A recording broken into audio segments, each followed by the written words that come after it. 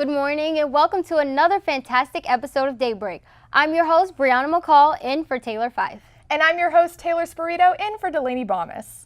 This morning's top stories start with what's Saturday's tragedy at the Tree of Life Synagogue in Squirrel Hill and how the city is responding to it. And what club on campus also has an active response to this hate crime? Wake up and smell the coffee, Pittsburgh, because here comes Daybreak.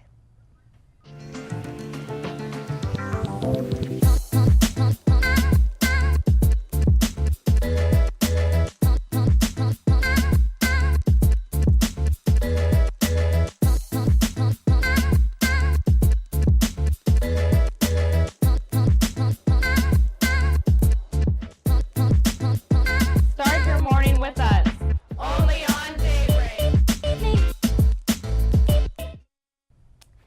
This weather in Pittsburgh, the rain will just not stop. It's been taking over the city. I've been trying to, dress warm, but it's freezing and raining. It's like not comfortable at all. I don't know what to expect. Oh, absolutely, especially, Pennsylvania in general. Yeah. You're dressed for the cold in the morning, and then by the time it gets to the afternoon, you're sweating. Especially, it's been super, super hot lately for being, late October, which is crazy.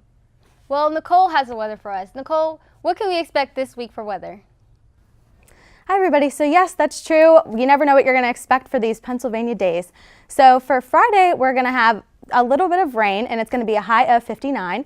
And then for Saturday, we're gonna drop 10 degrees and we're still gonna see that rain. So you might wanna bring your umbrella and your raincoat. And then for the next week, we're gonna have some sunshine to start off your week with a high of 56, which will be very nice. The clouds will roll in a little bit on Monday with a high of 61 for a little bit of a dreary Monday morning. And then Tuesday, we're gonna raise temperatures a little bit with a high of 66, but we're also gonna see some of those clouds. And then Wednesday, we're gonna see a little bit of sunshine popping through the clouds with a high of 55. And then we're gonna go into Thursday with a high of 52. So we're gonna see a mix of sunshine, clouds, and rain this week with temperatures ranging from the high 40s to the mid 60s. And that's all for weather. Back to you. Thank you so much, Nicole. That was her weather debut. I think she did a great job. I think so too. It was fantastic. She did a great job. And now I know the weather's mixy, but hey, Pennsylvania, what can you expect? Oh yeah, I'm really excited for that 66-degree weather Tuesday though. I know. I mean, we haven't gotten one of those in a while. I gotta plan my outfit. I know. Don't have to bring out the jacket, the heavy jacket. It's gonna be warm. Maybe you can wear short sleeves. Maybe. Who knows? Who knows? Now here's your city and campus news. This past Saturday, a mass shooting took place around 10 a.m. in Squirrel Hill at the Tree of Life Synagogue. Robert Bowers, who's the man responsible for killing 11 people, has faced a federal grand jury on Wednesday. The grand jury indicted Bowers and he has been charged with 44 counts, including the additional 15 that federal officials have added this week. One of the charges include 11 counts of obstruction of free exercise of religious beliefs resulting in death. According to the Department of Justice, Bowers will face a maximum possible penalty of death or life without parole, followed by a consecutive sentence of 535 years imprisonment. Additional updates in this story provide that the FBI of Pittsburgh warns people to be aware of potential scammers trying to receive donations for the victims in the Tree of Life Synagogue shooting. Police have received reports about people being approached in person, over the phone, and through social media. Victims of this cyber harassment are being asked for personal and financial information to process donations. The city of Pittsburgh suggests that you research the organization and avoid following links in emails before trying to donate.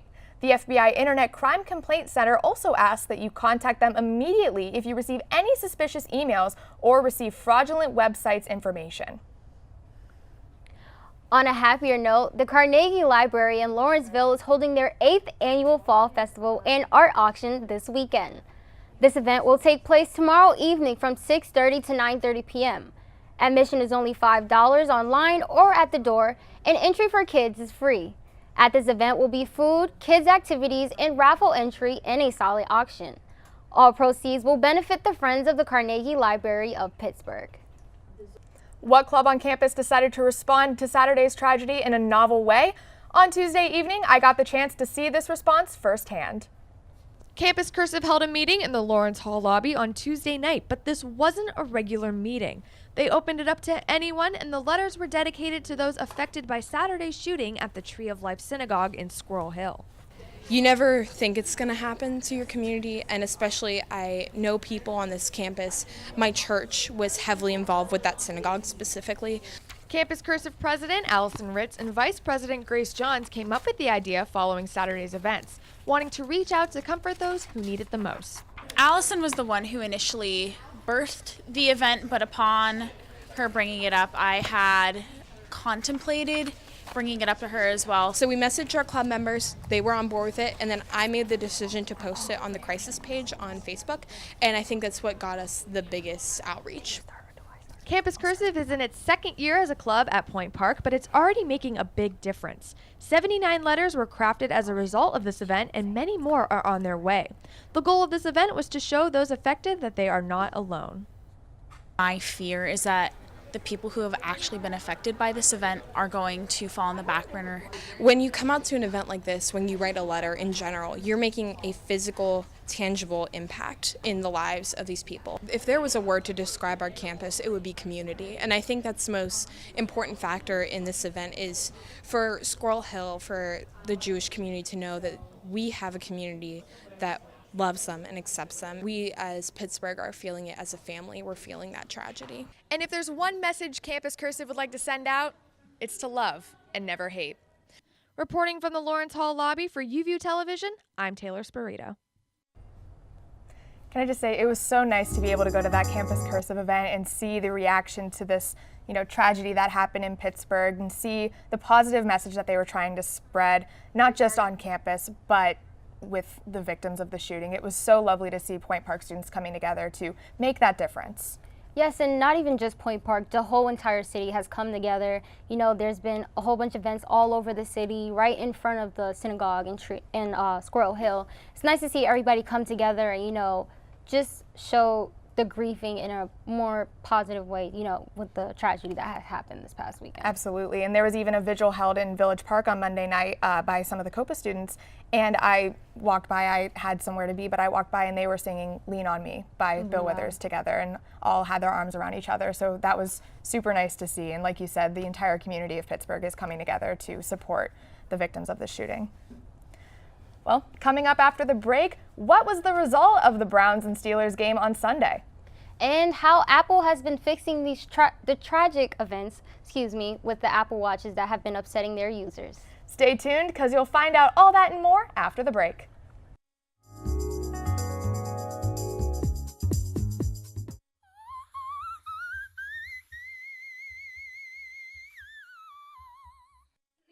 All right, we're ready. Oh, no.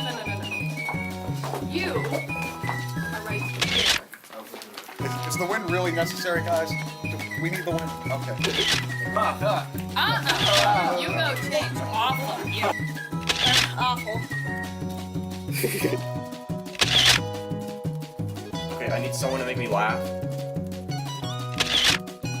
Where's Wyatt? Wyatt's always late, duh. I'm here. Jealous? Get out of my way. Stop.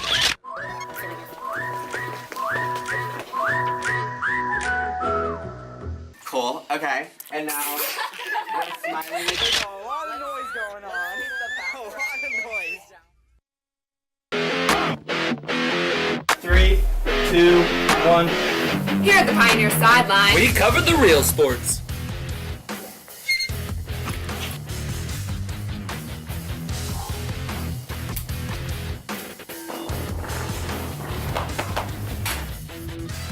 On another season, the Penguins are just getting started with the regular season this week. Pioneer sideline. The show that starts your Friday mornings has returned with both familiar and new faces. Daybreak host Taylor Fife and Delaney Bomas are bringing you the latest updates in Pittsburgh and Point Park news. We also have a variety of talent on our free segments. Whether it be singing, dancing, or indeed egg smashing. Start your mornings with us at Daybreak on UView at UView Television.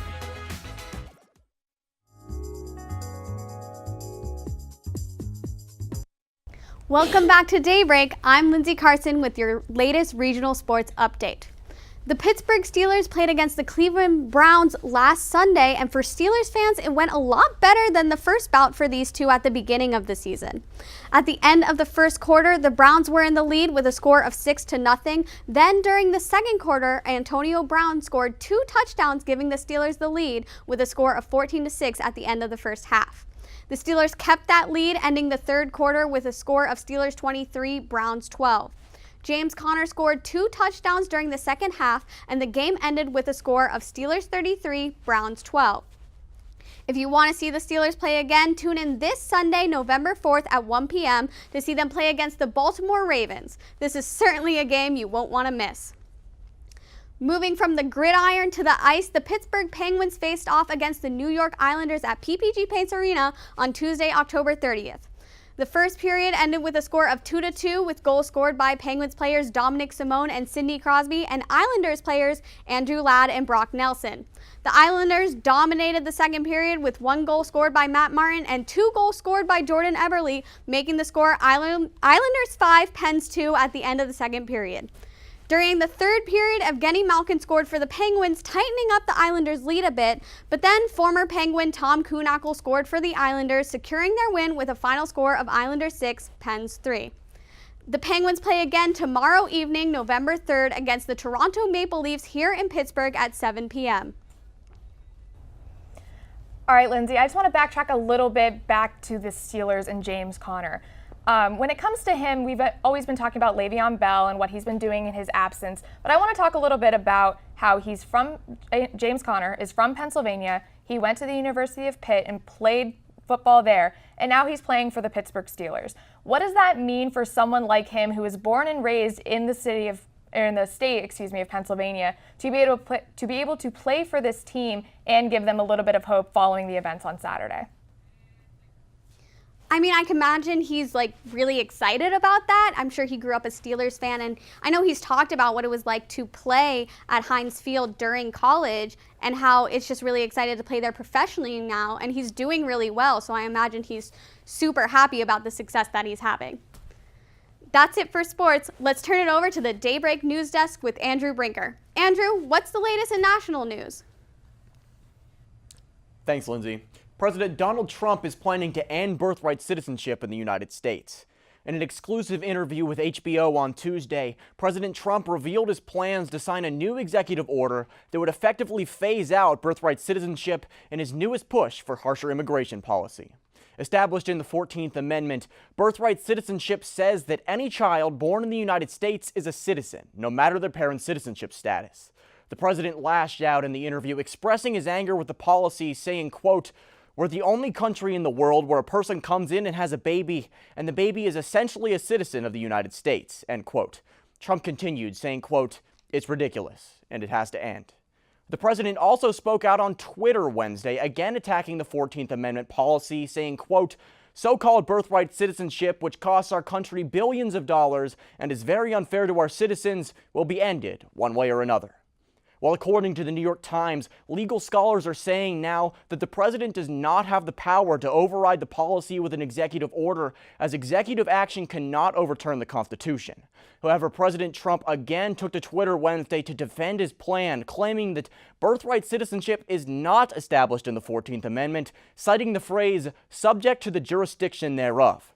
The president's push to end birthright citizenship and for stronger immigration policy comes as a caravan of migrants is currently progressing through Central America towards the United States in hopes of seeking asylum. The Times reports that on Monday, Trump announced that he would send over 5,000 troops to the border to keep the caravan out. With the midterm election less than a week away, some are suggesting that the recent immigration moves by the president are for nothing more than Republican gain. Now, Andrew, do we know how soon President Trump plans on ending the birthright citizenship? Yeah, guys, well, we don't really have any sort of established timeline right now.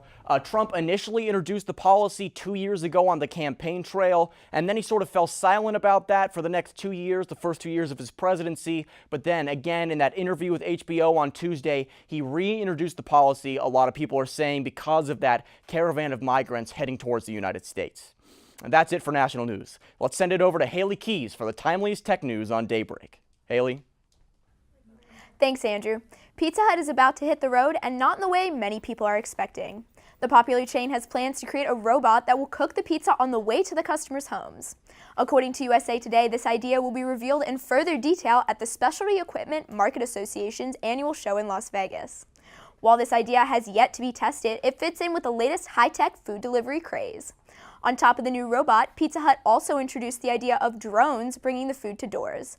And last year, they created a new box that kept the pizza 15 degrees hotter. Nicholas Burkier, Chief Operations Officer of Pizza Hut, said, quote, "We're going to play with this prototype and then figure out what we can learn in order to build the future of our processes and systems." In other tech news, software giant Apple recently pulled a software update for smartwatches after they received complaints about broken devices. Customers claimed that their watches were frozen on the home screen and were rendered completely useless. Apple said they have plans to release new software soon, but have yet to do so. The BBC reports that this isn't the first time Apple has released glitchy software, and this incident has raised concern about how well the company tests their new updates. And finally, on the Twitter sphere, Twitter has improved its reporting process to allow users to report tweets they believe are coming from a bot or fake account. The Verge noted that Twitter is taking safety more seriously, although it is still unclear what happens after a report is sent to the site's team.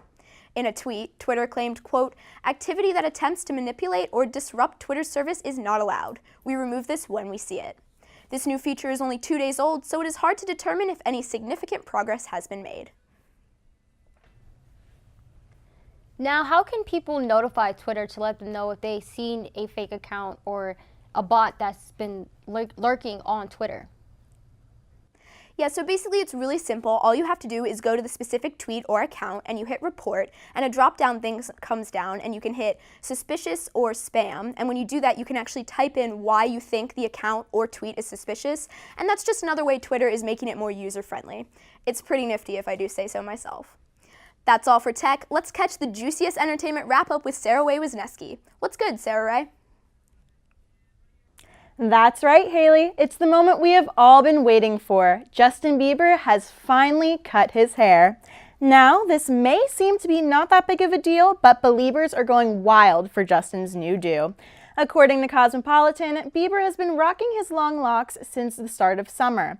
Bieber must have gotten sick of the hate comments as he took to his Instagram story last Tuesday with a photo of his freshly buzzed head. Thousands then went on Twitter writing about how much they love this new change for Bieber, and we do too. With more music news, it appears as though the fight between rappers Cardi B and Nicki Minaj has ended, but not without some last words. This final dispute began when Minaj brought up their Fashion Week brawl on her Queen radio show. Cardi then lashed back with a very angry message on her Instagram story. Minaj responded on Twitter saying, quote, "Let's focus on positive things from here on out. I know this stuff is entertaining and funny to a lot of people, but I won't be discussing this nonsense anymore," end quote. Cardi responded on Instagram saying she wants to keep this positivity going. Hopefully, this is the last we see of this feud. From the world of music to the box office, get ready to clap your hands and stomp your feet because the movie Bohemian Rhapsody is in theaters now. According to IMDb, this film celebrates Queen and their journey to fame. The movie follows lead singer Freddie Mercury through his difficulties redefining stereotypes in the music world. Fans everywhere are thrilled to see this movie and it is predicted to have great reviews. All right, Sarah, just to backtrack a little bit back to Justin Bieber. He hasn't really been doing a lot except for his engagement with Hailey Baldwin and suspected already, they're already maybe married, question mark. So how big of a news is it that he cut his hair, especially for Beliebers who've been waiting for him to do something drastic, whether it be new music, or just something along this line? I think this is a pretty big deal just because it does keep Justin's name relevant since he has been out of the music industry for just a minute. But I think this is a good deal for him. Fans are really excited considering he was getting lots of hate about his hair. A lot of people were being really hateful to him, calling his hair like greasy and dirty. So I felt really bad for him. So I'm really happy for this new change for him. And hopefully this will bring some positive energy for Justin and a good future. So that's all for your entertainment wrap-up. Let's head back over to the couch with our fantastic hosts, Brianna and Taylor. Thanks, Sarah Ray. I mean, he really went to one extreme to another. I mean, you saw the photo. He had super long hair, probably about the length of yours, and then he just buzzed it all off. That's crazy. The cut, I feel like when somebody cuts their hair, it's like a change. Like, you know, you never know what to expect. He might be doing like taking a new step into his life, because I feel like when you cut your hair, you're starting new beginnings, you're starting whatever, you're just letting go of the past. So we don't know what to expect with this new cut, because, you know, he can come out with new music. I can't remember the last song he dropped. Exactly. It's been so long, but we don't know what to expect from Yeah. Bieber besides his haircut. So. And speaking of not knowing what to expect, backing up to the Bohemian Rhapsody movie, one thing I wasn't expecting with it was they had multiple artists who are relevant today cover Queen songs for this movie. Just to name a few, there's 5 Seconds of Summer covered Killer Queen, Shawn Mendes covered a song. I think that's a really smart move to keep this movie relevant to people who didn't grow up with Queen or aren't fans of Queen, because I know a ton of people who are fans of these modern artists, so they might go out and see this movie just to hear one of their favorite artists have a song by, you know, the legendary Queen. But I'm super excited to go see that movie. I personally am a really big fan of Queen, so.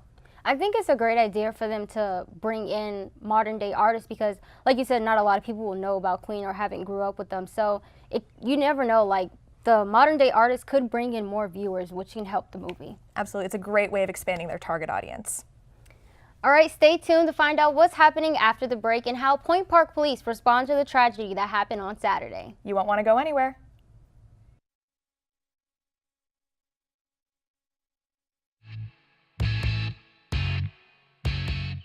I know just the trick. Bippity, boppity, boop! Much better. Guys, Samir Nesby, and I'm outside of the Benedum Center right now. So in just a few moments, we're going to go inside the Benedum Center to talk to Trevor Dion Nicholas, who plays the genie in Disney's Aladdin.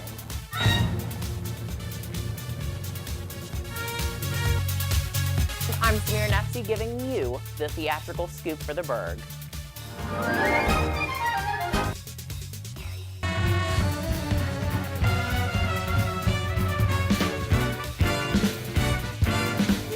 Hey guys, so I'm now inside the Benedum Center with Trevor Dion Nicholas, who plays the genie in Disney's Aladdin.